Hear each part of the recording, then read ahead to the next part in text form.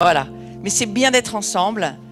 Et, euh, et nous, on avait des Chinois, des Coréens, Singapour. L'Asie était beaucoup présente en Arménie.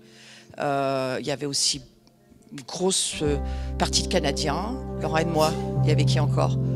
Vraiment grosse famille représentée. C'était Malaisie, Singapour, Indonésie. Oui, c'était beaucoup Malaisie, Singapour, Indonésie. Là, il y avait vraiment du monde là. Les Chinois, les Ah oui, et puis tout le Moyen-Orient, c'est-à-dire l'Égypte, beaucoup de Libanais. le Liban, beaucoup de Libanais, beaucoup d'Égyptiens. Hein. Alors pourquoi tout ça? De quoi il s'agit de quoi? Avant qu'on rentre dans l'adoration, moi je veux juste vous donner quelques news des nations, parce que je trouve ça intéressant de décoller un peu de Saint-Étienne et de se dire mais qu'est-ce qui se passe ailleurs? Alors ailleurs, il y a des super belles choses qui se passent. Regardez pas dans les news de la télé, mais ouvrez le ciel, regardez les news célestes, c'est magnifique. Il se passe des choses extraordinaires et on était convoqués. Il y aura, je pense, d'autres convocations qui se feront. Et là, on va inviter toute notre famille, là, ceux qui pourraient venir, vous viendrez. Là, nous, on fait juste des petites percées de démarrage pour les nations. Mais dans ce temps en Arménie, c'était vraiment quelque chose que là. Alors, quand je parle de la famille globale, je parle de la famille des Watchmen, dont nous faisons partie, l'abri. Et nous étions allés comme représentants pour une petite percée de démarrage, mais il y aura d'autres choses qui vont venir. Et nous étions en fait sur la route d'Ésaïe 19. Alors ici, la plupart de la communauté, vous savez de quoi je parle. Ceux qui ne savaient pas, c'est juste de comprendre que béni soit l'Égypte, mon peuple, Assyrie, la Syrie, hein, l'apostrophe, la Syrie, c'est-à-dire la Turquie, l'Iran, on va dire toutes les parties un peu où on était, là, du Caucase, hein, la Syrie, le nord, puis la Russie au-dessus, œuvre de mes mains, et Israël, mon héritage. Nous irons adorer ensemble à Jérusalem. C'est la route d'Ésaïe 19. Et c'est cette dernière route avant le retour de Jésus qui va réunir la famille d'Abraham. Ouais. Je vous le dis très rapidement, mais parce que je sens qu'il y a un intérêt d'écoute, alors je vous explique. Abraham avait 3 femmes vraiment, on va dire, officielles. Après les autres, je ne suis pas au courant. Mais il y avait la première, c'était Agar, l'Égypte. Béni soit l'Égypte, mon peuple. C'était un plan parfait de Dieu. Il ne faut pas croire que ce n'est pas prévu par Dieu d'une certaine manière. Dieu, en tous les cas, a mis l'Égypte en premier. Et ensuite, la Syrie, c'est Kétoura, femme d'Abraham, Kétoura qui est partie dans l'Est. Donc c'est la Syrie qui va revenir en même temps que Agar avec l'Égypte. Et puis, bien sûr, hein, Israël, mon héritage, c'est Sarah. Ces 3 femmes d'Abraham, en fait, sont la représentation de l'Église, l'Ecclésia, qui revient à Jérusalem avant que le Messie revienne. Et donc, nous, on était sur cette porte de l'Arménie. Pourquoi? Parce qu'on est en train de fermer la boucle. Depuis des années, on voyage sur les routes, on va dire, des cieux et de la terre. Ce sont les mêmes, hein, il suffit de les rejoindre. Mais la chose, c'est que l'Arménie, c'est là où, avant toutes les alliances qu'il y a eu, sachez qu'il n'y a eu des alliances qu'avec Israël, dans la parole de Dieu. Virgule. Sauf que la première, c'est pas avec Israël. La première, c'est avec Noé. Genèse 6, 7, 8, 9. Et où Dieu a fait avec Noé une alliance perpétuelle, universelle, avec toutes les nations. Et ce que j'ai trouvé intéressant, que je vous sors comme ça avant cette célébration, parce qu'on va adorer Dieu et louer Dieu pour ça, parce que c'est extraordinaire, c'est de se dire, en fait, on parle toujours des alliances Israël, on veut tous devenir comme Israël. Non, c'est pas vraiment le but. Hein. Le but, c'est que Israël accomplisse l'alliance de Noé. Donc Israël n'est là que pour que l'alliance qui a été faite avec Noé pour toutes les nations puisse s'accomplir. Et donc on va chercher l'Égypte, on va chercher la Syrie, et on va chercher Israël, et on ramène tout ce beau monde à Jérusalem. Et nous, l'Europe, on fait partie de cette porte de Japheth, cette nouvelle porte, où à la fin, l'Ecclésia, on pousse pour que toutes les nations reviennent. Là où le Messie va poser ses pieds quand il revient, c'est quand même extraordinaire. Je vous ai concentré ça en 10 minutes, enfin en 3 minutes, hein, mais c'est quand même pour ça qu'on était en Arménie. Et ce matin, je ressentais vraiment de dire, ce que nous avons reçu, nous voulons le poser sur la famille, sur la communauté. Nous y allons pas pour nous y allons pour que ça soit communiqué à la famille qui, elle, le recommuniquera là où Dieu vous plante et là où vous vivez et là où vous avez vos vies. Salut Maria. Alors voilà, juste pour présenter, hein, Maria, le Brésil qui arrive, et Marcia, l'Angola, Rosalie. Fais coucou Rosalie. Voilà, Marcia, tu vois Marcia qui te fait coucou là? Rosalie, elle est d'Angola. Alors vous pouvez vous asseoir ensemble et vous papoterez après, d'accord? Mais il y a quelque chose ce matin sur les nations. C'est pour ça que je ne voudrais pas seulement accueillir des personnes, mais je vais accueillir la nation que vous portez. Hein. Maria, je vais essayer de parler moins vite pour que tu comprennes. Mais voilà. Et là, c'est qui arrive là? Emmanuel et toute sa famille? Arrière-plan? Togo, voilà, du renfort pour Pascal. Voilà. Voilà, c'est le plan de Dieu, c'est que l'alliance noachique, l'alliance avec Noé s'accomplisse, pas l'alliance Israël. Israël, c'est juste parce que maintenant, eux, ils ont fait le boulot pendant un certain temps. Et puis, c'est pas qu'ils n'ont pas été... ils ont été choisis. Sont-ils retirés? Certainement pas. Lisez Romains 11. La racine, c'est eux. Nous, on se greffe sur la racine. Les nations, on est greffés sur la racine Israël. Mais Israël n'est pas là pour elle-même. C'est pour ça qu'ils ont un petit peu perdu leur appel à un moment donné. C'est quand même redonné à l'Église à un certain moment donné, où l'onction est mise sur tous les croyants. Mais pourquoi? Parce que nous sommes appelés à louer Dieu, à adorer Dieu pour l'alliance avec Noé. Et dans l'alliance de Noé, il y a tout le monde. Il y a Sem, il y a Cham et il y a Japhet. Il y a toutes les nations sont représentées dans ces enfants de Noé que nous sommes. Donc dis à ton voisin, ben on vient tous de la même famille en fait. Voilà. Hein? Voilà. Hein, quand on a dit qu'il ne fallait pas se marier entre nous, c'est quand même pas vraiment vrai. Hein? Parce qu'on se marie qu'entre nous en fait. Hein? Et toutes ces nations, alors là on a une petite représentation de nations, hein, mais sachez que les nations... là, il y avait la Chine, il y avait la Corée, il y avait Singapour, il y avait la Malaisie, il y avait aussi l'Égypte, il y avait les Libanais, il y avait la Jordanie, très très représentée. Toutes ces représentants des nations, on était quand même 350, c'est très très petit pour les Watchmen. Parce que quand les Watchmen font une rencontre, c'est 10 000. Donc là, c'est un petit noyau très minuscule. Et nous, nous sommes le very, very little remnant, c'est ce que dira Ésaïe. Nous sommes le petit reste. Déjà, un reste, c'est petit, mais alors petit reste, il ne reste plus rien. Voilà. Hein, petit reste. Reste, c'est déjà pas gros. Mais petit. C'est ce que nous sommes. Et en nous, Dieu plante une semence de gloire. Pour que dans la nouvelle création que nous sommes cette nouvelle création, puissions louer Dieu pour l'alliance avec Noé. Donc ce matin, on vous ramène ça. On vous ramène cet immense arc-en-ciel dans lequel toute la nuée des témoins se trouve. Et tout à l'heure, je vous donnerai un tout petit peu plus d'explications, mais surtout c'est pour qu'on aille dans la prière et qu'on puisse recevoir ensemble cette incroyable impartition que Dieu veut mettre sur son Église aujourd'hui. Et pourquoi a-t-il choisi l'Arménie? Eh bien, vous le saurez tout à l'heure. Voilà. Donc, on va se lever, on va adorer Dieu, mais je voudrais vraiment vous accueillir dans l'arc de la nuée, dans les cieux. Je vous invite à vous lever, on va adorer Dieu. Et puis, sentez-vous libre, bougez dans la salle, vous pouvez prendre une bannière, une cloche, ce que vous voulez. Il y a des choses utilisables et en tous les cas, la chose que nous voulons, et pour ceux qui êtes avec nous sur le Zoom, nous vous disons... Bienvenue, Saint-Esprit, bienvenue dans les maisons, bienvenue dans les cœurs, bienvenue dans les familles, bienvenue dans la relation que nous avons avec toi, Seigneur Jésus. Et nous voulons, ce matin, t'adorer, te donner toute la gloire, te remercier pour ce Dieu que tu es de la famille. Et que ton nom soit béni. Et tous ensemble, nous allons dire Amen. Et lorsque nous sommes arrivés en Arménie, nous sommes directement allés visiter le mémorial du génocide arménien. C'est une des premières choses, je crois, qu'il faut faire quand on va sur une nation qui a souffert. On va honorer tous ceux qui ont été participants à la nation qui est en place. Et comme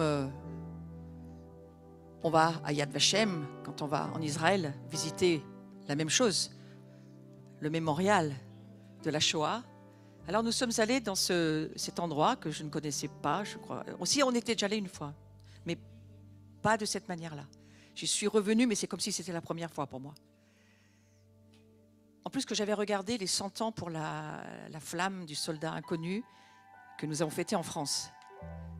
Ouais, et c'était très émouvant, j'ai trouvé, de me souvenir que toute notre histoire, elle ne vient pas de nous, elle vient de ceux qui étaient avant nous. Donc il y a nos pères, nos mères qui ont payé les prix. Et pas seulement, il y a aussi le son des martyrs qu'on peut entendre quand on marche sur ces lieux. Et là, particulièrement sur ce mémorial du génocide qui, je nous le rappelle, n'est pas reconnu, toujours pas par certains pays, dont la Turquie, est une énorme blessure dans le cœur de l'Arménie, une énorme blessure.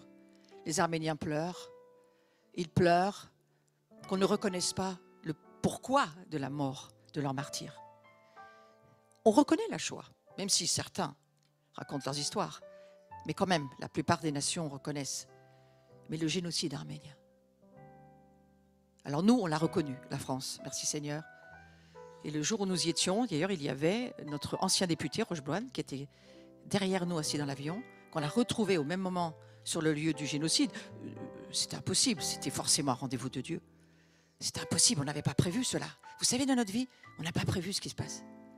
Je vais juste vous dire une petite parole ce matin pour chacun d'entre vous. La gloire va vous échapper.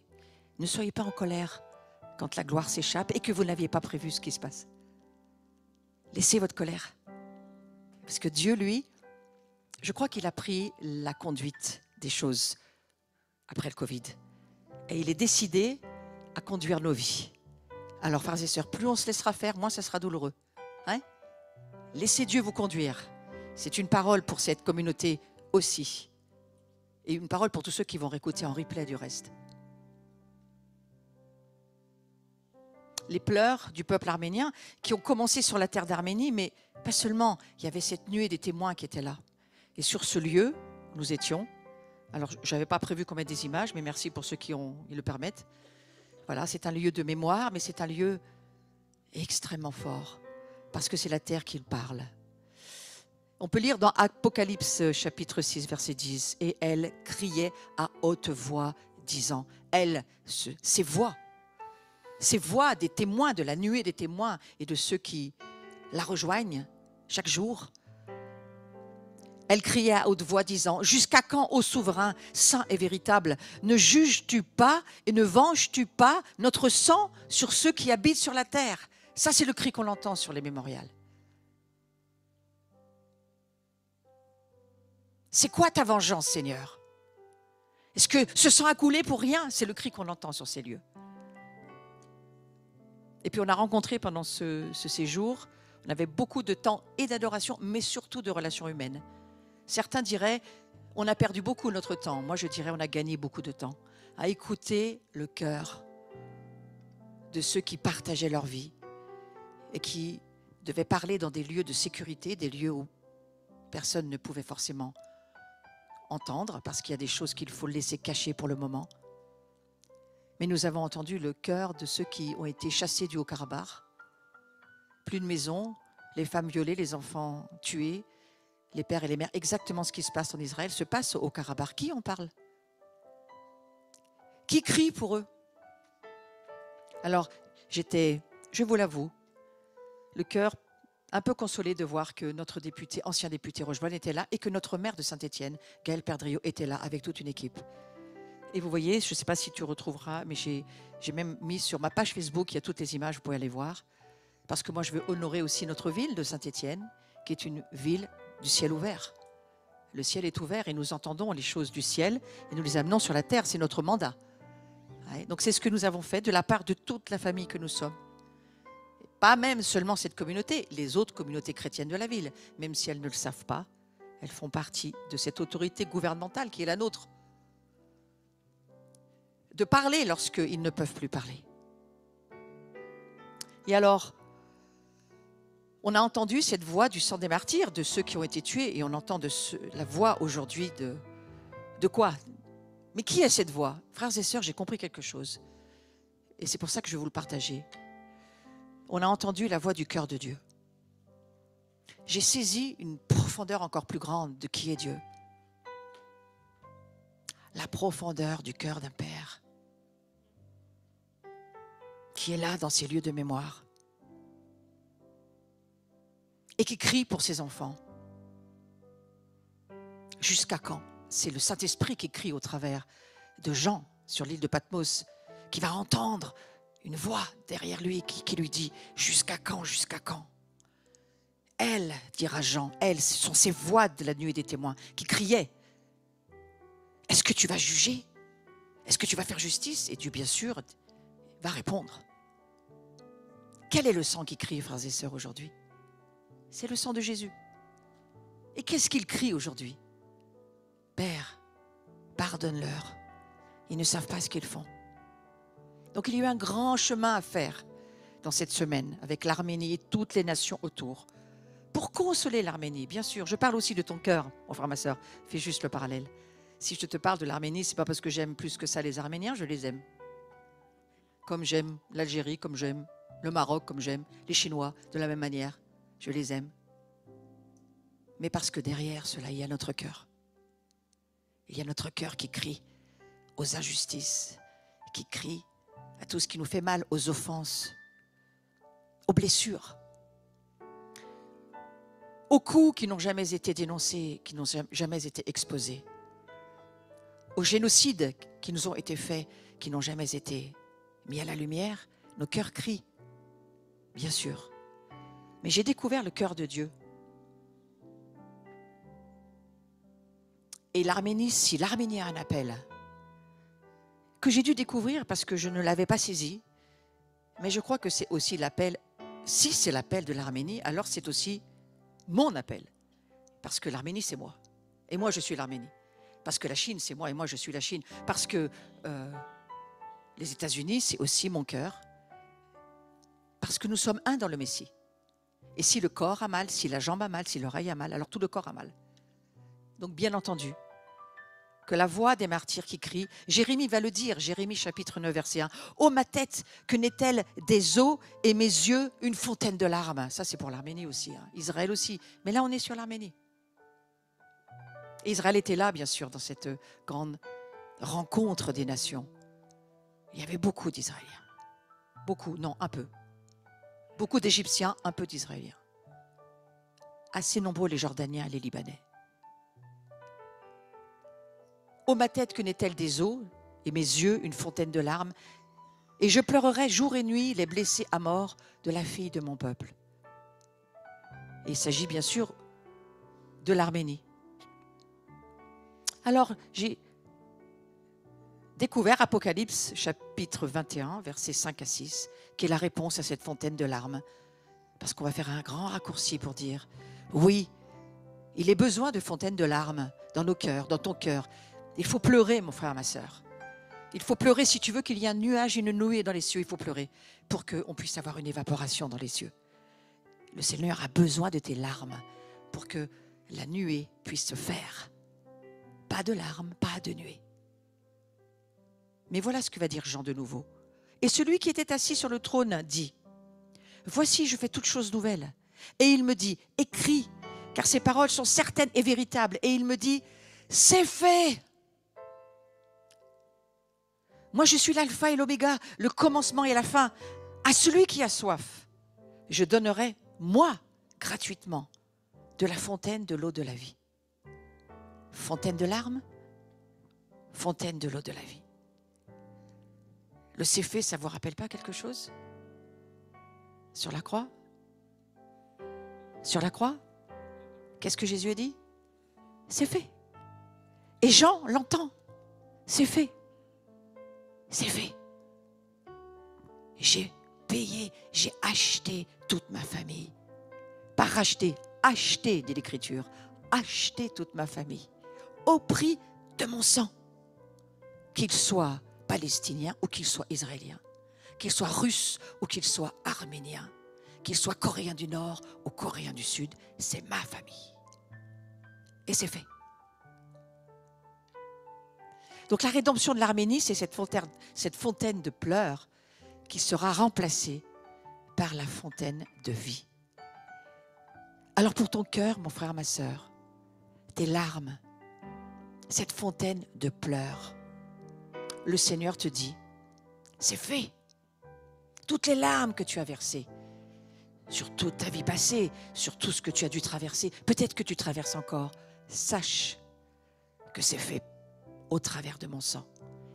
Et il y a une fontaine de vie pour toi. Une fontaine de vie. Ça ne vous rappelle pas quelque chose? Non seulement une source de vie va sortir de notre sein, mais pas seulement. Pas seulement une source. Des fleuves d'eau vive sortiront de notre vie. Prends cette parole pour toi. Prends cette parole pour ce temps difficile que tu traverses. Prends cette parole et mange-la afin qu'elle devienne pour toi une réalité invisible mais visible dans ce monde dans lequel nous sommes. Donc la vengeance de Dieu, c'est le sang des martyrs qui sont morts pour rien. Ils ne sont pas morts pour rien. Ils sont morts parce que leur mort amène la résurrection. Ils ne sont certainement pas morts pour rien. Parce que ce sang qui est répandu sur la terre, il devient semence d'un immense réveil. Donc toi qui as peut-être quitté Une nation où le sang a beaucoup coulé. Nous faisons partie d'une nation où le sang a énormément coulé. Semence de réveil. Et si la France est gardée pour la fin, on sait bien pourquoi. Parce que notre histoire, si on devait en parler à Laurent qui est professeur d'histoire, il vous dirait notre histoire n'est faite que de sang et de sang et de sang et de sang. Mais pas seulement nous. Que va faire ce pardon que Jésus nous permet d'accorder? Parce que sans Jésus, ça ne serait pas possible. Mais nous pouvons donner à n'importe quelle situation un pardon. Qu'est-ce qui va faire ce pardon? Qu'est-ce que ça veut dire? Ararat. Il ne me semble pas me tromper, il me semble que c'est ça. Ararat.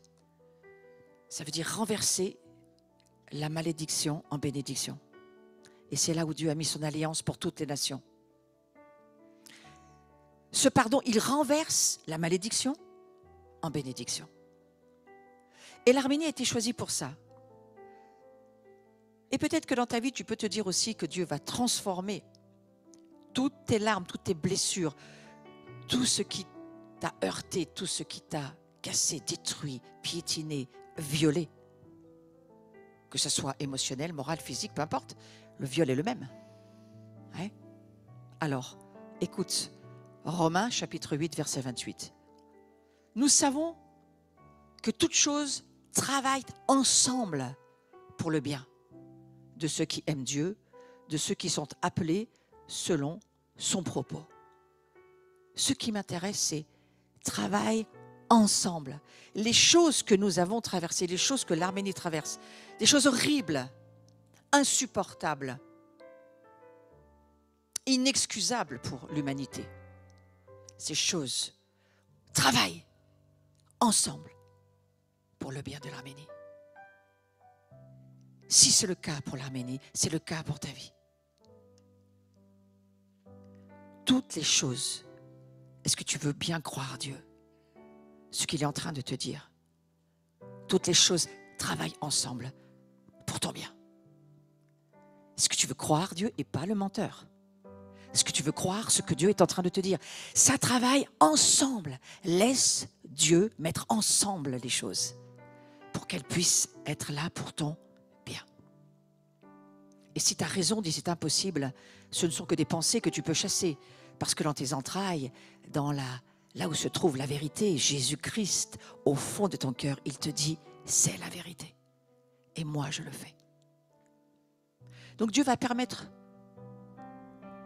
à ces choses horribles de concourir au bien. Pas seulement de l'Arménie, mais de tous ceux qui croient en Dieu.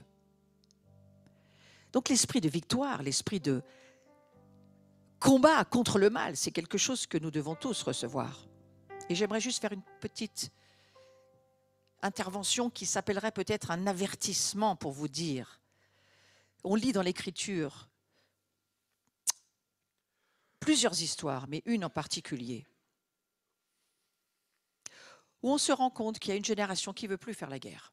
Elle n'a plus envie de faire la guerre, elle n'a pas envie, et puis ça ne lui dit rien. Et le Seigneur, il va être très clair. Ce qu'on appelle l'histoire des Israélites qui ont passé 40 ans à errer dans le désert, la vieille génération de l'Exode, elle devait mourir pour une nouvelle génération. Parce qu'il fallait une relève dans cette génération-là. Et quel était leur problème? Eh bien, l'ancienne génération, elle ne voulait pas combattre dans la guerre contre le mal. Elle préférait laisser ses ennemis coopérer avec. On fait de la diplomatie, on fait des négociations, on vit ensemble. Et Dieu avait dit non. Non, mettez les ennemis dehors. Mais il n'avait pas envie. C'est une génération qui n'avait pas envie de se battre. On dirait la génération des coolos aujourd'hui. On dit cool, pas bouger, hein, mais ça leur a coûté très cher. Et lorsque le Pharaon laissa partir le peuple, Dieu ne le conduisit point par le chemin du pays des Philistins, quoique le plus proche. Ils auraient mis très peu de temps pour sortir d'Égypte et aller en pays de Canaan. Mais Dieu a dit non, non, non, parce qu'il connaissait leur cœur. Car Dieu disait, le peuple pourrait avoir du regret en voyant la guerre et retourner en Égypte. Et ce n'étaient pas des combattants, ce n'étaient pas des guerriers. Et ils auraient vraiment pu aller directement, mais ils n'étaient pas prêts à combattre. Donc il y a 3 choses pour lesquelles il faut être très clair. Être sauvé de l'esclavage, l'Arménie la même chose, ta vie la même chose. Être sauvé de l'esclavage, il nous le faut absolument. Errer dans le désert, oui, parce que c'est là qu'on apprend. Et si tu es dans un désert, sache que ça va concourir pour ton bien. Si tu ne vois pas de début ni de fin, si tu ne trouves plus d'orientation, si tu te trouves perdu dans le désert, c'est bien. Parce que désert, ça veut dire Dieu parle en hébreu. Donc ce désert-là va faire que Dieu va te parler. Si ça te concerne, tu serres cette parole dans ton cœur et tu dis, ben, j'attends qu'il me parle. Oui, et bouge pas tant qu'il ne t'a pas parlé. Et combat pour la victoire. Une fois qu'il t'a parlé, ce n'est pas fini l'histoire. Il va falloir combattre. Parce que Dieu veut que nous ayons la victoire, mais pas seulement. Dieu veut que nos promesses s'accomplissent. Il nous a donné des promesses. Il faut qu'elles s'accomplissent. Jésus a dit, c'est fait. Mais est-ce que c'est fait réellement? Oui, dans les cieux, mais pas encore sur la terre. Tu es la manifestation des promesses que Dieu t'a données. Et maintenant, il faut que tu rentres dedans. Et pour cela, il faut te battre. Il y a un combat pour avoir la victoire. On ne peut pas avoir de victoire sans guerre. Et ça, Israël ne l'avait pas compris. On ne peut pas avoir de paix sans guerre. Si ça concerne ta famille, tu dis « Oh là là, je reçois, Seigneur. Je pars à la guerre, c'est fait. » Il faut se relever. Hein, parce que Satan le sait, il te laissera assis sur ta chaise et te dira « Bouge pas, ça ne changera jamais. » Et Dieu te dit « Si tu te lèves, tu vas prendre ta victoire.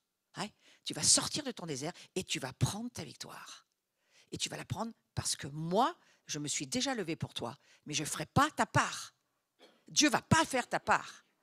Dieu ne va pas mettre ce qui te tient en laisse à la poubelle. C'est à toi de le mettre à la poubelle. Mais si tu commences à marcher, il va te permettre de marcher dans la liberté. Ouais.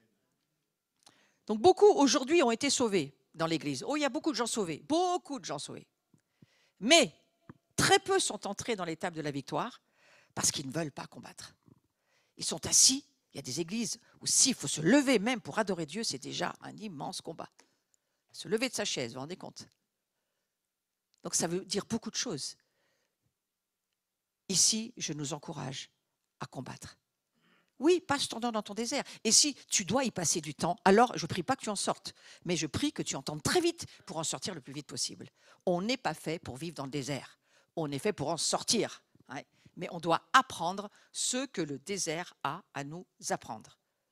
Voici les nations que l'Éternel laissa en repos pour éprouver par elles, Israël, des nations laissées par Dieu en repos pour éprouver par elles, Israël.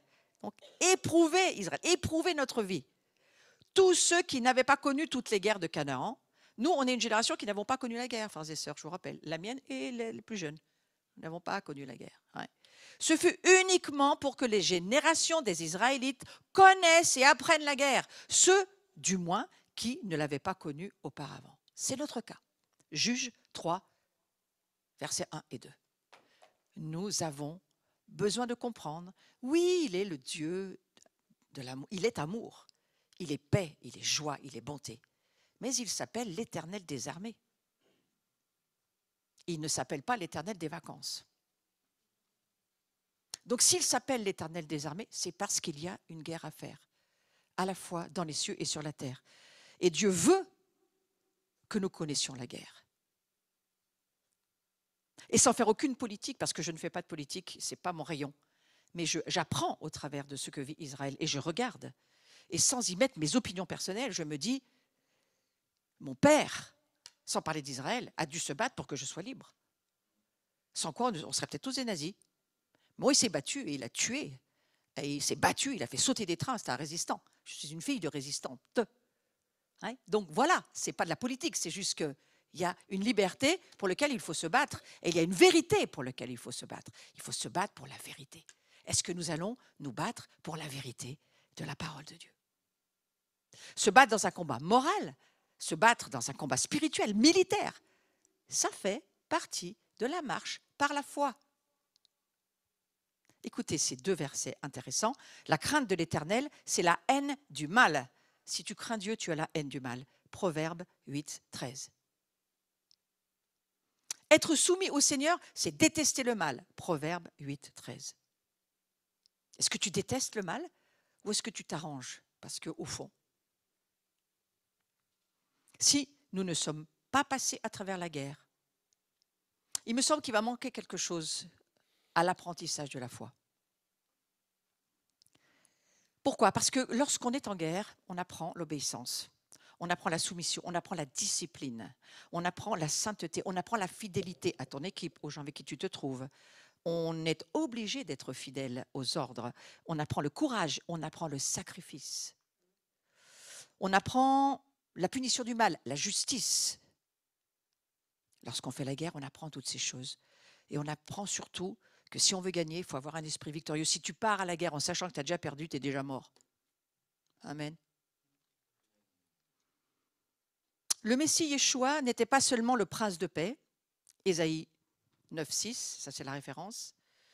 Il était aussi le chef de l'armée de l'Éternel, le chef de l'armée de l'Éternel.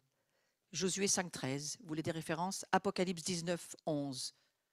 Il y en a beaucoup des références. Et si nous ne connaissons pas Dieu comme étant le chef des armées, alors il nous manque quelque chose du cœur de Dieu. Si nous ne connaissons pas Dieu comme le Père de la miséricorde, il nous manque quelque chose du cœur de Dieu. Et moi, j'ai appris en Arménie le cœur du Père de la miséricorde. Comment pardonner lorsque c'est impardonnable? Sans Jésus, c'est impossible. Mais voilà ce que nous dit Jean dans Apocalypse 22, 1 à 3. Il me montra le fleuve d'eau de la vie. Vous voyez, on était dans la fontaine des larmes, mais maintenant on est dans le fleuve d'eau de la vie, limpide comme du cristal, qui sortait du trône de Dieu et de l'agneau. Et au milieu de la place de la ville et entre les deux bras du fleuve se trouvait l'arbre de vie, qui produit 12 récoltes. Il donne son fruit chaque mois et ses feuilles servent à la guérison des nations. On a besoin de cet arbre de vie-là, c'est Jésus bien sûr. Écoutez, c'est juste après cette phrase, c'est dans la Bible. Il n'y aura plus de malédiction. C'est Dieu qui parle. Il n'y aura plus de malédiction. Le trône de Dieu et de l'agneau sera dans la ville. Ses serviteurs lui rendront un culte. Il n'y aura plus de nuit, il n'y aura plus besoin ni de la lumière, ni d'une lampe, ni de celle du soleil, parce que le Seigneur Dieu les éclairera. Et il s'agit de nous maintenant, la fin du verset, ils régneront au siècle des siècles. Il s'agit de toi, il s'agit de moi. Il s'agit de ce fleuve d'eau de la vie. Il n'y a pas de fleuve de la vie sans le fleuve des larmes. Il n'y a pas de résurrection sans mort. Dieu ne ressuscite que ce qui est mort dans nos vies, parce qu'il ne veut pas ressusciter de nouveau la nature humaine. Il ressuscite ce qui est de sa propre nature. Est-ce que tu réalises que tu es d'une nature divine? Et aujourd'hui, il fait concourir tous nos pétrins, tous nos mauvais choix, toutes les mauvaises choses, peu importe nos faiblesses, il fait tout concourir à notre bien. Il faut chasser l'esprit d'incrédulité de nos cœurs et commencer à croire Dieu. Hein? Donc ces semences, elles apportent la guérison aux nations. C'est ce que j'ai vraiment saisi. Et j'ai mis, je ne sais pas si c'est assez pour tout le monde, c'est compliqué de les attraper. Je n'ai pas amené de pince à épiler, mais bon, je ne sais pas. Peut-être avec les doigts, oui, vous verrez, vous allez mouiller vos doigts. Et au moment, je ne sais pas quand, dans un moment, mais je les ai amenés parce que je voulais vraiment, vraiment qu'on le fasse. Ah, il n'y a pas que les miennes, vous avez rajouté les vôtres, hein, Bruno et Laurent. On a ramené des... Tu veux expliquer? Après, je continuerai sur ce que j'ai envie de dire encore. Vas-y. En fait, on a reçu, je crois que c'est les Égyptiens qui ont amené ça. Ils ont amené les graines de sénévé, les graines de moutarde, en fait. Alors nous, on connaît bien, puisque nous, dans la moutarde de Dijon, qu'est pas ça? Ah bah ouais, alors c'est dur, faut pas que je bouge. Hein. Alors pour ceux sur Zoom, vous voyez là les graines de sénévé, vous les connaissez, on en mange régulièrement, c'est dans la moutarde à l'ancienne, il y en a plein à l'intérieur. C'est vraiment de la parole de Dieu dit de ça qu'il s'agit de notre foi. Et que si notre foi est aussi grosse que cette petite graine, on est capable de déplacer des montagnes. Et le message qu'ils ont voulu nous amener, en fait, c'était qu'on avait des petits sachets. Alors, je vais juste leur poser pour ne pas renverser ça par terre. mais je crois que j'en ai rangés dans ma poche. Des petits sachets en disant, alors celui-là il est vide, ça tombe mal.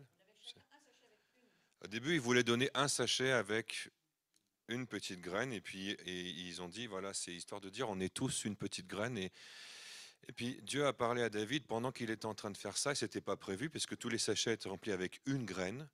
Ils en avaient fait 300 ou 400, hein.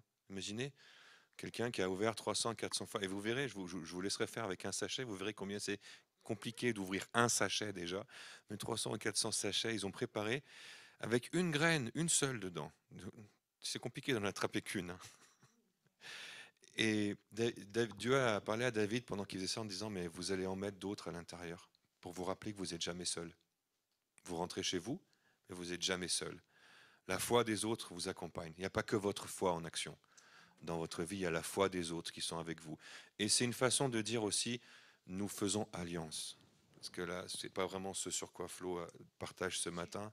C'est peut-être plus ce sur quoi on fera dans les semaines qui viennent Vous allez encore. chacun en prendre une et Alors, faire passer sans renverser. ouais, J'ai la foi que ça va marcher. la foi, c'est de ne pas renverser la boîte.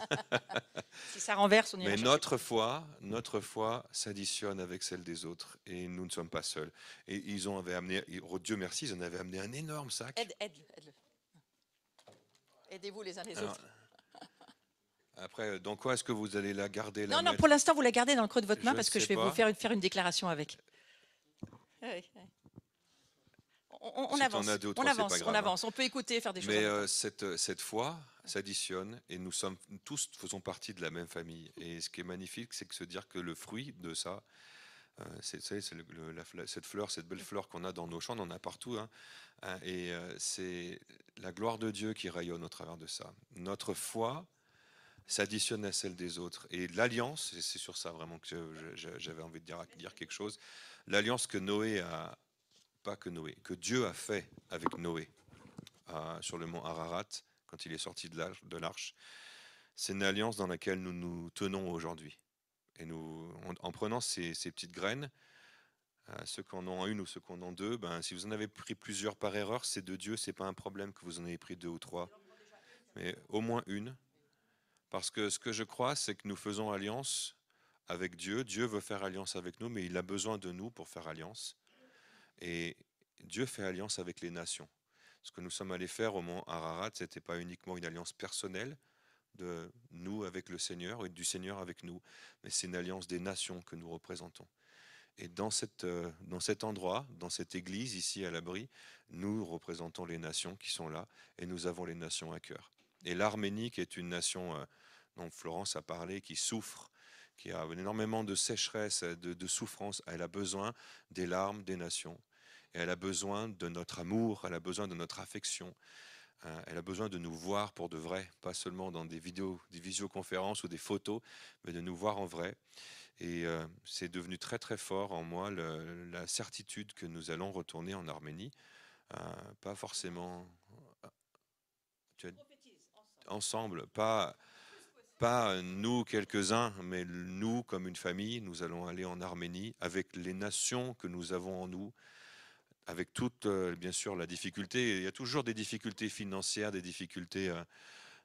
C'est toujours difficile, hein, de se dire on veut se projeter dans des voyages et Dieu dit mais c'est pas des voyages, c'est une conviction que Dieu doit mettre en nous, que cette nation a besoin de notre odeur, de notre parfum, mais elle a besoin de notre graine de foi. Elle a besoin de ce petit grain de sénévé qui vient d'Égypte, qui est passé par l'Arménie, qui est revenu ici. Moi, je quand même vous dire le miracle, c'est que le pantalon, il est passé à la machine à laver avec le sachet dans la poche. Et le miracle, c'est que toutes les graines sont là et que ça n'a pas pris l'eau. Je n'étais pas du tout certain en récupérant ça ce matin dans la poche de mon pantalon, qu'il y ait tout à l'intérieur. Et je m'étais dit peut-être qu'elles auront germé, ça se trouve dans la machine à laver, que je vais retrouver partout dans mes habits après pendant des mois. Mais non, elles sont toutes restées dans ce sachet pour qu'on puisse vous les offrir ce matin. Et voilà, donc cette alliance avec Dieu, on veut la tenir, se rappeler on est plusieurs, que c'est peut-être une petite graine, mais que quand elle est dans un grand sachet, elles sont des millions, et qu'on est des millions ensemble ce matin dans cette alliance avec Dieu et les nations. Alors pourquoi on a cette petite graine en fait? Moi, celle qui m'a inspirée, c'est une femme dans les Watchmen qui est en lutte sur une maladie de cancer. Elle est en train de le voir disparaître petit à petit, mais elle est en combat. Elle est dans le combat. Elle ne fait pas rien. Elle combat avec toute sa famille autour d'elle. Et elle a pris une petite graine comme ça. File-moi la tienne, je te la rends. Elle a mis cette graine sur son pouce comme ça, en photo, de très près, sur, je ne sais pas si vous pouvez me voir, tu peux ou pas, mais c'est possible de le faire. Tu fais un zoom sur mon doigt. Et regardez, vous avez vu la petite graine que vous avez dans votre main? Elle a dit, diable, si cette petite graine suffit pour déplacer une montagne, tu veux que je te rappelle qui je suis? Si tu as une foi grande comme un grain de sénévé, tu peux faire déplacer les montagnes. Et ça aussi, ça parle beaucoup de l'Arménie. Mais quand tu vas avoir un combat à faire dans ta propre vie, s'il te plaît, prends ce petit grain de moutarde et commence à dire au diable, c'est suffisant pour une montagne, c'est suffisant pour mon problème, c'est suffisant pour mes ennemis, au nom de Jésus.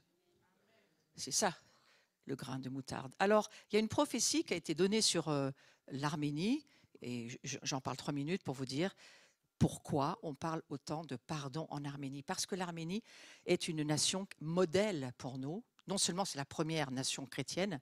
Si vous voulez vraiment avoir des renseignements sur l'Arménie, on va remettre, on a coupé juste le PowerPoint qu'on avait fait il y a plusieurs années sur l'Arménie. On avait vraiment expliqué qu'est-ce que c'est que l'Arménie, quelle est sa destinée, quel est son appel, quel est son mandat, où est-ce que l'Arménie nous amène. Tout ça, c'est sur un PowerPoint sur ma chaîne YouTube, Florence Maréchal Pasteur. Je ne sais pas si elle est sur la brille, mais elle est sur la mienne en tous les cas.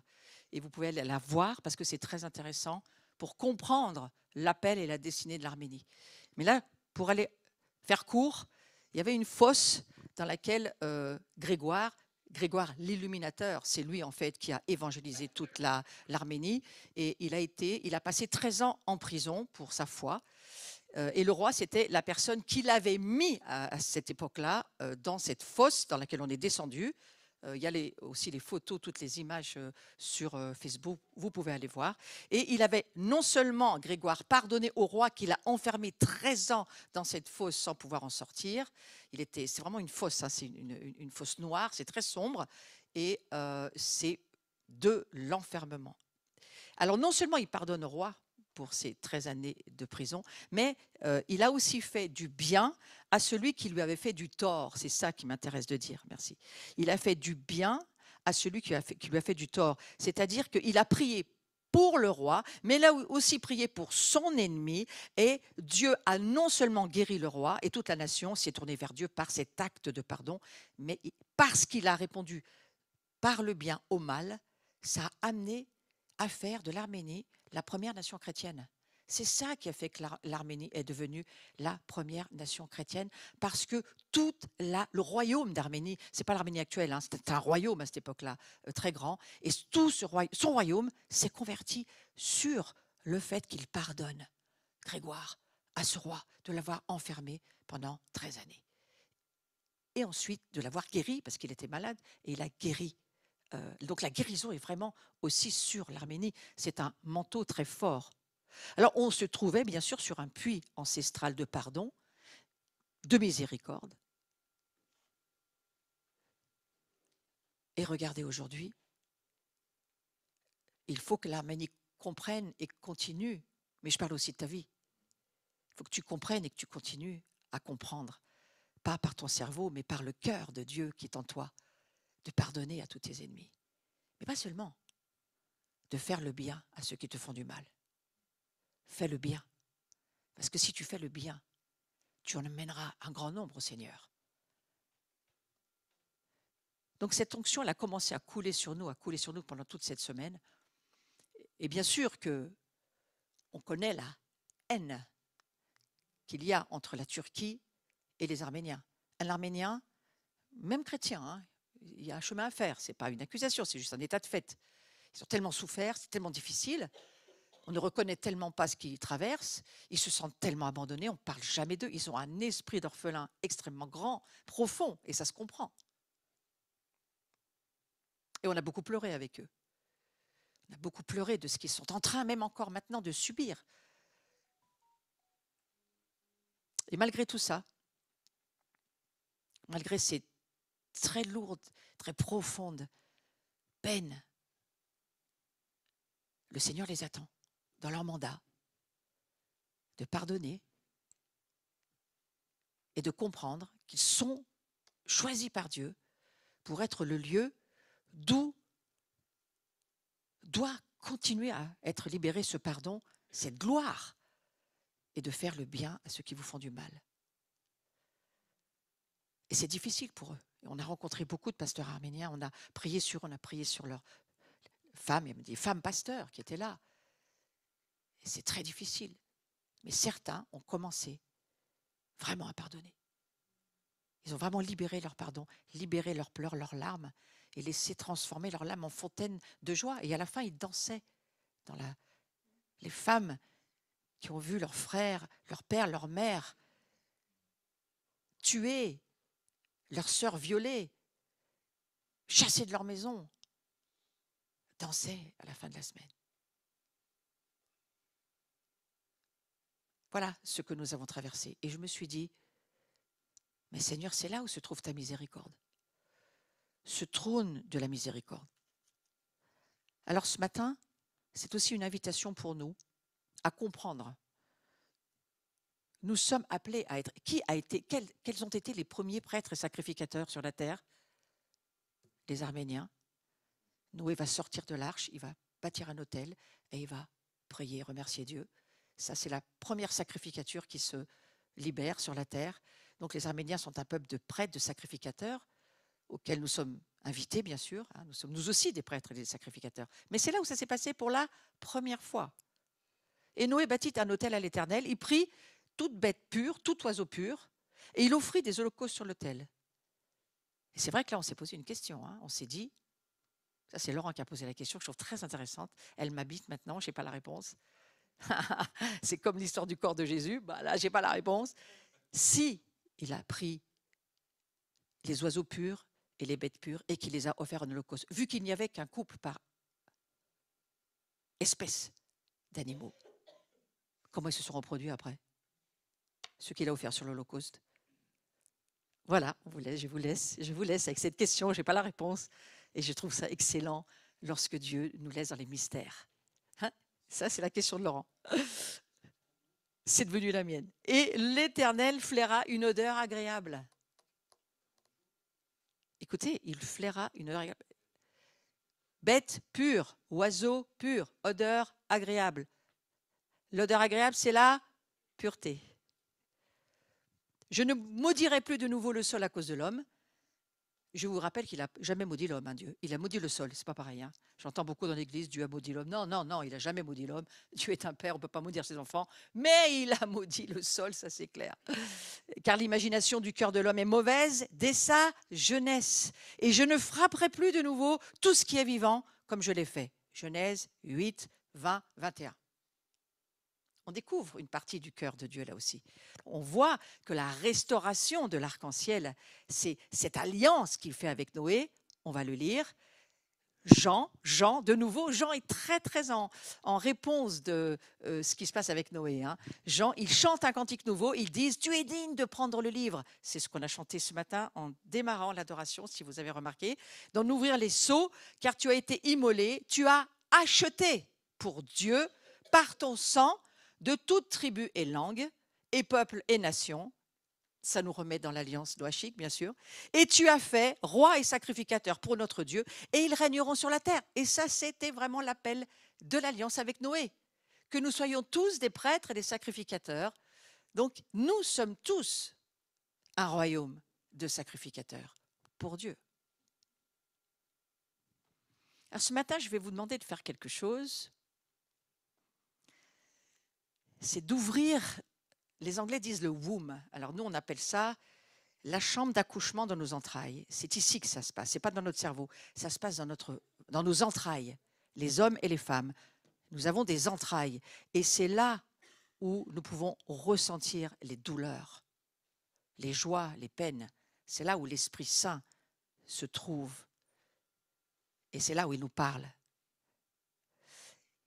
Et les Arméniens ont une petite habitude qu'on a renversée, comme on a renversé la malédiction sur cette terre et sur cette nation au travers du pardon qui a été donné, de la réconciliation, c'est leur mandat, avec surtout, bien sûr, la grande réconciliation, c'est avec le peuple turc. Certains l'ont fait. Notre représentante de la famille Abri, Evelyne Magakian-Gavo, qui est encore en train de rentrer, elle est restée plusieurs jours après nous dans sa nation.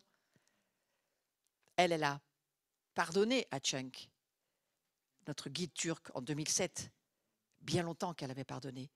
Mais je peux vous dire qu'elle a encore bien pleuré. Elle a encore bien pardonné. Vous savez quoi? Nos cœurs, on ne les connaît pas. Mais Dieu, il sait. Et il y a des, comment on appelle ça, des profondeurs de douleur qu'on ne connaît pas. Et elle m'a dit, je ne savais pas que j'avais encore toutes ces douleurs.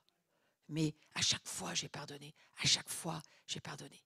Et on a serré ensemble ces femmes qui venaient du Haut-Karabakh, violées, détruites, meurtries, plus de famille, plus rien, plus de frères, plus de sœurs, réfugiées, accueillies, bien sûr, heureusement, par des familles en Arménie.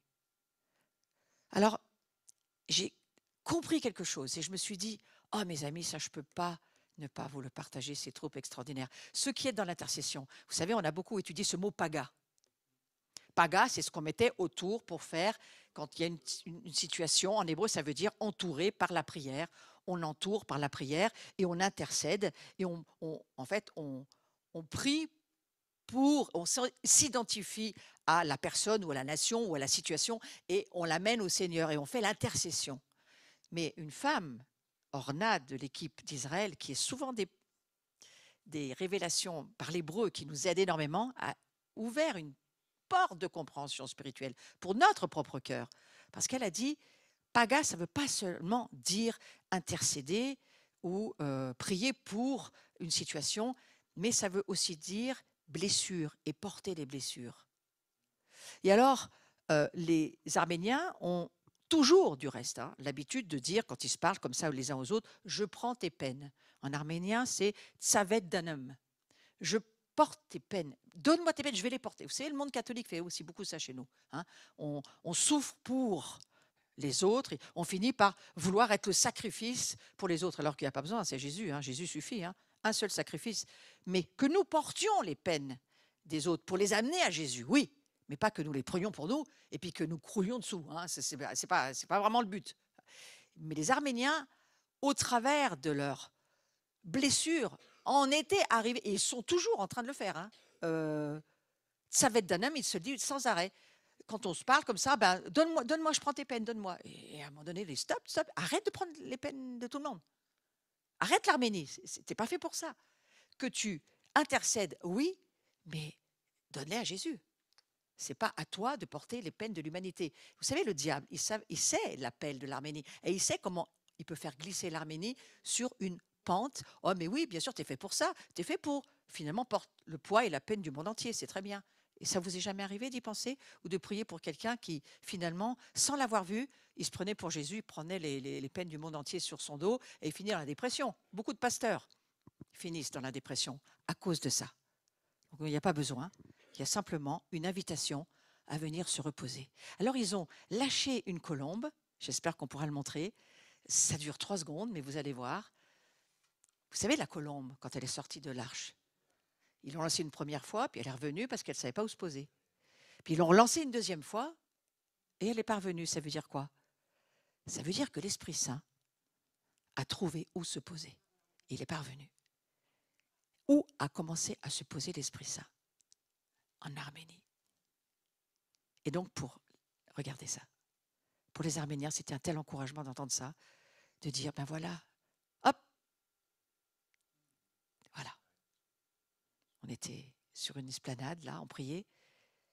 Un temps que la guide a dit qu'elle n'avait jamais vu. N'avait jamais vu de toute une vie d'Arméniens. Ils n'ont jamais vu. C'est pour ça que j'ai mis sur Facebook, allez voir sur ma page, ou je ne sais pas si d'autres ont mis. Moi, je mets parce que j'ai des Égyptiens qui voyagent avec moi. J'ai 600 Égyptiens qui m'ont dit, s'il te plaît, mets des photos parce qu'on n'a pas les moyens de voyager, mais on voyage avec toi. Donc c'est pour ça que je mets les photos. Je ne mets pas parce que ça me fait plaisir, je mets parce que ça fait plaisir aux autres. Mais cet Ararat comme ça, avec le petit à côté, on n'avait jamais vu cette clarté. Ça veut dire quoi? Il y a une invitation à se reposer, frères et sœurs, au milieu de vos blessures, au milieu de vos douleurs, au milieu des larmes que vous versez, au milieu des difficultés que vous traversez. Il y a un repos. Sachez que l'Esprit Saint, il vient se poser dans votre vie et il vient vous aider.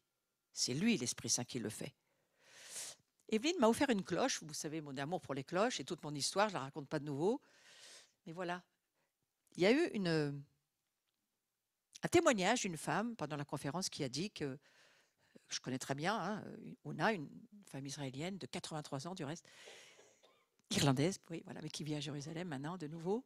Et elle avait remarqué que la cloche arménienne qu'elle avait vue, elle n'avait pas de son, elle n'avait plus de, je ne sais pas, le petit truc au milieu là qui fait que ça sonne, voilà, de battant, voilà. Donc elle avait amené une cloche de Jérusalem et elle a sonné la cloche sur les Arméniens en disant, bien maintenant, il faut retrouver votre son. Et le lendemain, Evelyne est allée sur un petit marché et elle m'a offert cette cloche arménienne.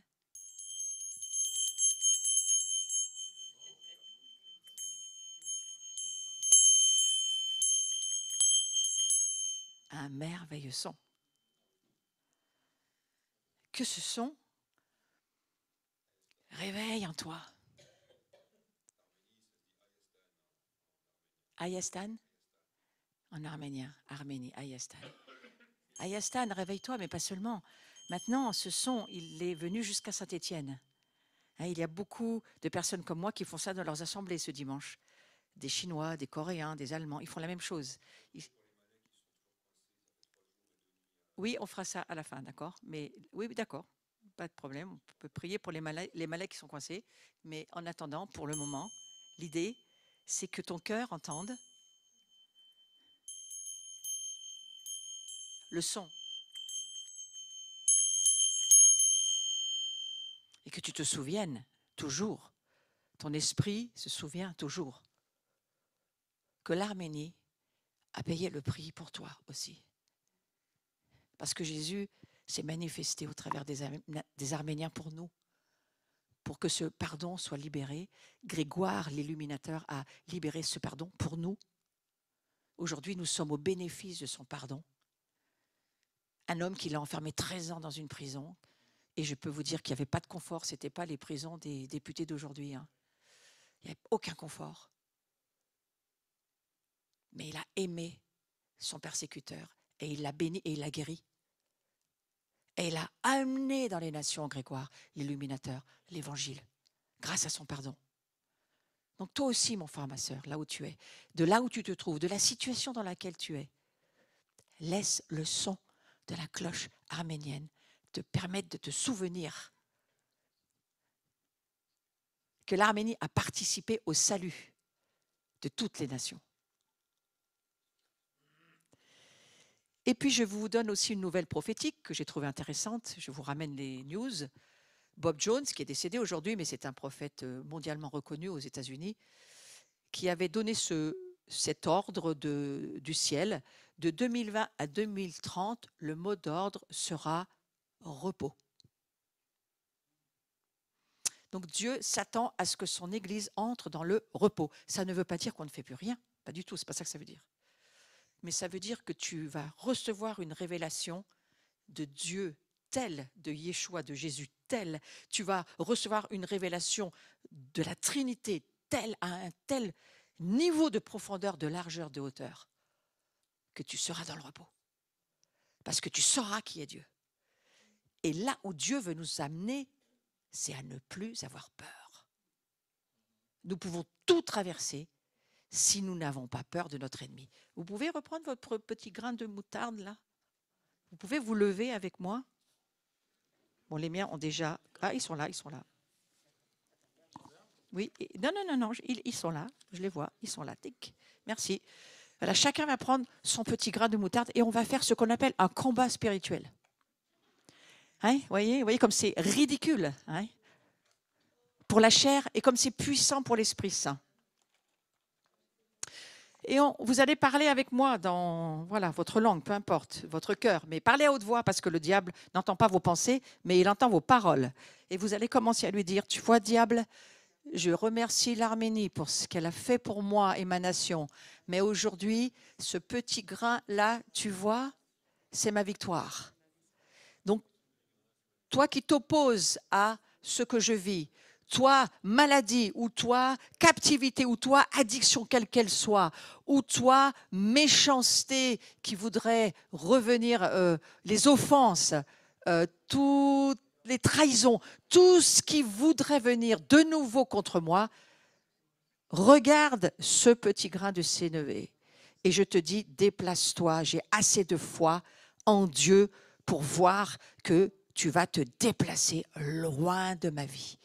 Moi, je veux parler à notre communauté Abri. Oui, merci Seigneur, parce que l'Arménie a participé et à ce que nous sommes aujourd'hui en tant que communauté Abri. Eh bien, c'est aussi grâce à l'Arménie. Je remercie, j'ai un cœur très reconnaissant pour ce que l'Arménie a fait. Nous ne serions pas qui nous sommes sans l'Arménie. Mais aujourd'hui, je parle au nom de notre communauté. Tout ce qui vient contre nous, tout ce qui nous attaque, tout ce qui voudrait nous amener des maladies, des divisions, des offenses, des trahisons, tout ce qui viendrait nous diviser, au nom de Jésus, fuyez, parce que ce grain de moutarde est suffisant pour ma victoire. Et maintenant, je déclare que les promesses que Dieu a données à cette communauté et à chacun d'entre nous s'accomplissent. Je déclare qu'elles s'accomplissent. Dans le nom de Jésus, elles s'accomplissent parce que nous connaissons Dieu. Nous connaissons Dieu. Au nom de Jésus. Vous pouvez vous rasseoir, j'ai presque fini. Du reste, Noah, ça veut dire repos. Noah, ça ne veut pas dire que tu fais rien. Parce qu'on a un Noah dans l'assemblée. Mais ça veut dire repos. Rentre dans ton repos. Ouais. Alors est déclaré d'une manière publique et devant les trônes, les dignités, mais aussi devant Dieu, bien sûr, que l'ère de gloire, elle a commencé pour les nations. Elle a commencé à travers cet arc où Dieu est venu poser son Esprit Saint et redire à sa famille, nous entrons dans une nouvelle ère. C'est l'ère de mon repos, du repos pour mon peuple. Il y a un repos pour mon peuple. Et c'est un temps historique, parce que la révélation des fils et des filles de Dieu savent aujourd'hui qu'ils sont prêtres. Roi sacrificateur, ils le savent. Il y a un reste qui sait qui il est. Il y a un reste qui sait qu'il est intercesseur. Il y a un reste qui sait qu'il peut porter les blessures, les amener au Père, au Fils et à l'Esprit Saint. Et il y a un peuple qui sait qui il est. Et dans cette ère-là, nous sommes rentrés. Vous m'auriez dit ça il y a 10 ans, je n'aurais pas parlé comme ça. Nous sommes entrés dans ce nouvel âge, cette nouvelle ère. Nous savons, nous connaissons de plus en plus, de gloire en gloire, que notre Père, Dieu, est un Père de gloire. C'est un Père de gloire. C'est un temps pour connaître Dieu, pas par des informations, mais par le cœur. C'est un temps pour rentrer dans la connaissance du cœur de Dieu. Et nous allons entrer dans la connaissance du cœur de Dieu en nous rencontrant entre nous les nations. Et lorsque les nations peuvent révéler leur cœur et peuvent libérer leur cœur, alors nous connaissons le cœur de Dieu. Ouais.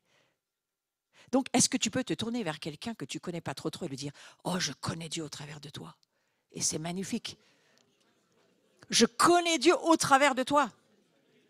Je vais encore mieux te connaître. Invitons-nous, mangeons, buvons. C'est ça que ça veut dire. Et il y a cette autorité, je vais finir avec ça. Donc non seulement l'Arménie, c'est une fenêtre ouverte pour l'Esprit Saint, ouais, mais il y a une restauration de l'autorité gouvernementale sous cet arc en ciel. Il y a une restauration de cette autorité gouvernementale. Et cette autorité gouvernementale, et j'ai fini, elle se passe où? Autour de la table. C'est pour ça que maintenant, il faut m'amener à la communion. L'autorité gouvernementale, elle se passe autour de la table. Regardez, chaque fois que Jésus faisait quelque chose, la gloire se libérait autour de la table. C'est la communion des saints. C'est l'union commune des esprits. Et Lucille, je vois que tu es archi branchée dans l'esprit. Je peux le sentir. Ouais, je peux le voir. Je vois que le Seigneur t'accorde une révélation importante. Et lorsque tu as cette révélation-là, ta vie est transformée. Parce que cette table, tu peux la vivre n'importe où. Chez toi, n'importe où. Les Iraniens, ils pique-niquent tout le temps. Ils sont tout le temps en train de pique-niquer. D'ailleurs, on ne devrait pas les appeler Iraniens, on devrait les appeler les Perses. Ouais, ce sont des Perses à la base. Très, très proches de notre nation, fins au niveau intellectuel, et qui adorent les pique-niques et vivent dehors. C'est leur table de la communion. Nous, les Français, on aime manger tout le temps. Alors, on est la nation de la communion, nous. Ouais, on est connus comme ça dans les nations. Mais je crois que l'Arménie, c'est pire que nous. On ne voit même plus la nappe chez les Arméniens. On ne voit plus la nappe. Il y a tellement de plats. Quelle couleur a la nappe? On ne le sait pas. Donc, on est en train de se battre à savoir c'est qui fait l'entrée dans les noces de Cana. Moi, je pense que c'est les Arméniens. Mais je pense que le gros plat, c'est les Français, ça c'est clair. Et l'Égypte, les sucreries, ouais, hein, c'est pas mal non plus. Hein. Vous comprenez? C'est un père. Dieu, il n'est pas dans la religion, il est dans la relation. Et ce qu'il veut, c'est une relation de famille.